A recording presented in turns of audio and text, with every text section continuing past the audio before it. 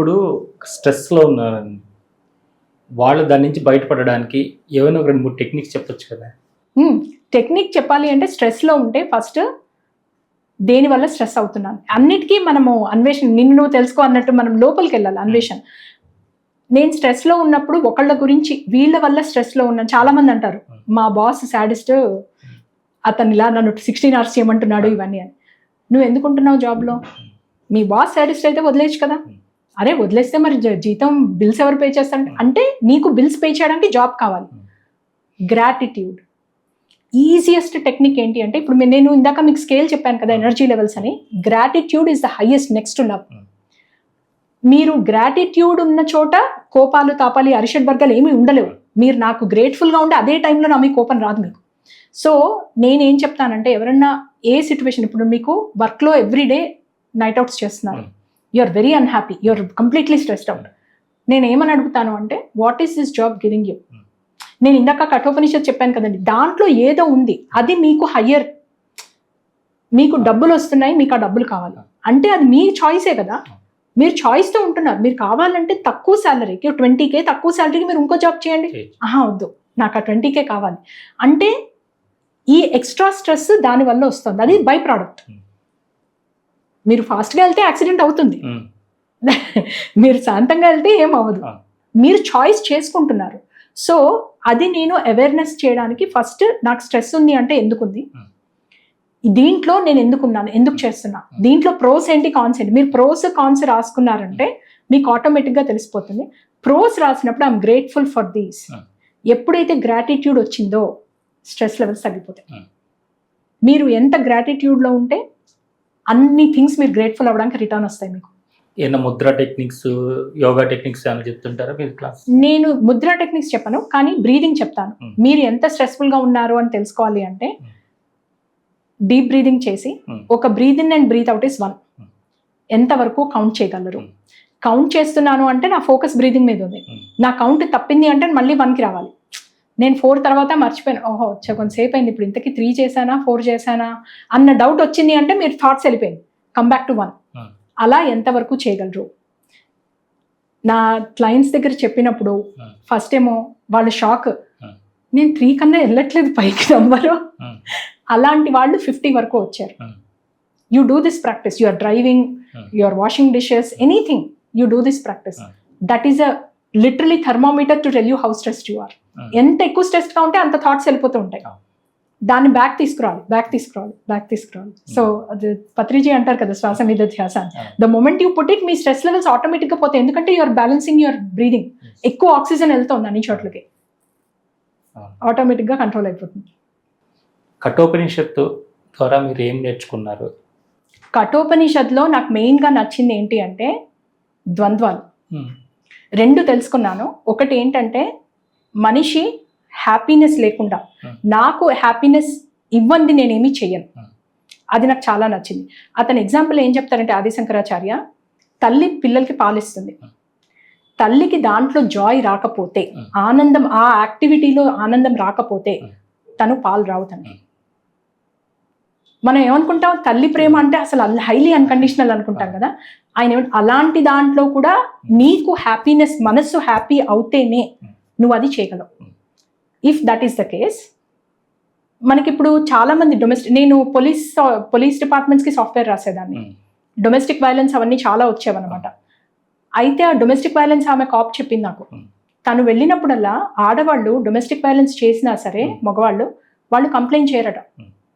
ఎందుకు అంటే pros and cons వేసుకుని, నేను కంప్లైంట్ చేస్తే నన్ను ఇక్కడి నుంచి తీసుకెళ్లి షెల్టర్లో పెట్టేస్తారు, విమెన్ షెల్టర్లో. నా పిల్లల్ని నాకు పంపించేస్తారు. వాళ్ళకి ఫైనాన్షియల్ సెక్యూరిటీ పోతుంది, నాకు ఫైనాన్షియల్ సెక్యూరిటీ పోతుంది, పిల్లలకి స్కూల్ పోతుంది. అవన్నీ మా ఆయన నుంచి వస్తున్నాయి.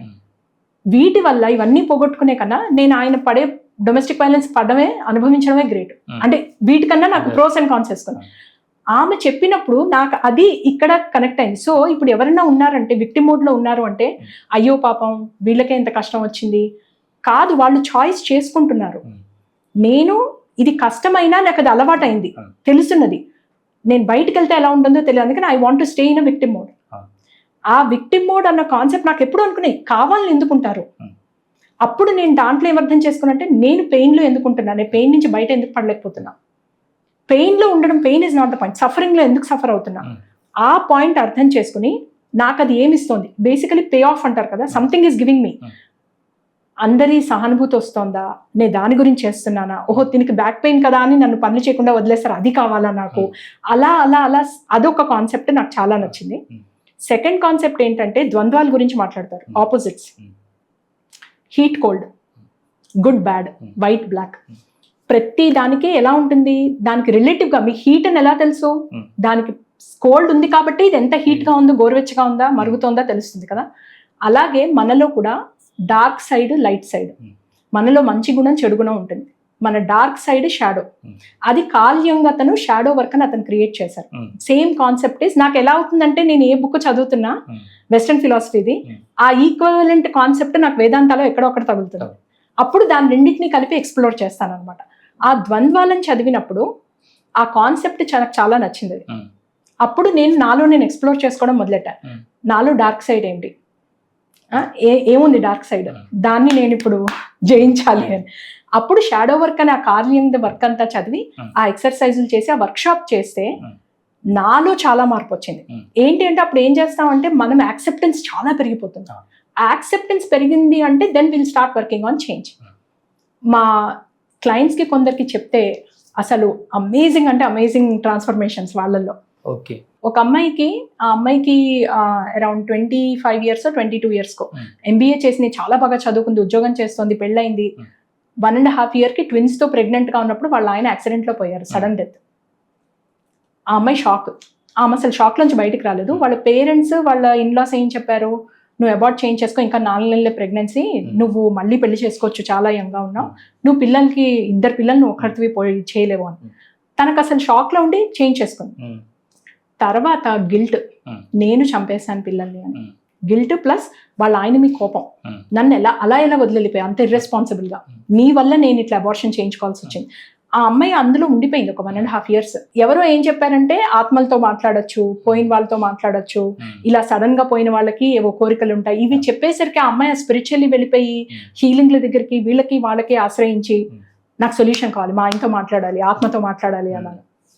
ఎవరో ఏం చెప్పారంటే నీకు మీ ఆయనే ఇంకో ఆత్మలో వెళ్ళి ఇంకో బాడీలో వెళ్ళి నీకు మళ్ళీ వస్తారు అని.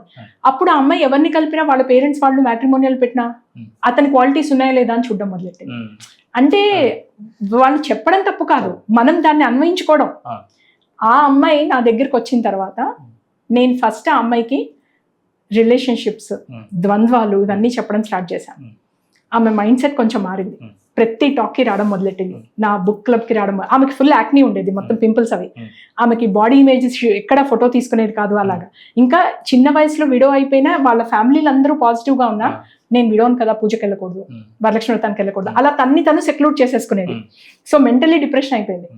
ఆ అమ్మాయి నాతో మాట్లాడిన తర్వాత, ఈ వర్క్ షాప్స్ చేసిన తర్వాత ఒక్కొక్క ఇమోషన్ ఆ అమ్మాయితో పట్టుకుని వాళ్ళ ఆయన మీద, పోయిన ఆయన మీద anger, let's work on anger, ఎందుకు కోపం ఉంది నీకు, ఆయన ఏం చేశాడు పాపం, ఇలా అన్ని ఒక్కొక్కటి రిజాల్వ్ చేసిన తర్వాత ఆమె ఫేస్ అంతా క్లియర్ అయిపోయింది. ఆమెను చూస్తే నేను ఈమె గురించి మాట్లాడుతున్నానంటే మీరు నమ్మరు, అదేంటండి మీరు చెప్పిన వివరణ వేరు, ఈ అమ్మాయి వేరు. బిఫోర్ అండ్ ఆఫ్టర్ పిక్చర్స్ చూస్తే తెలుస్తుంది. ఆ అమ్మాయి ఇప్పుడు happily married to another person. And abundance అంటే ఎలా వచ్చిందంటే ఆ అమ్మాయికి, అండ్ అసలు అన్ని విధాల ఎంత మార్పు వచ్చేసిందో, అసలు ఆమె అసలు చాలా స్పిరిచువల్ ఎలైన్డ్ పర్సన్ అయిపోయింది మొత్తం. అమేజింగ్.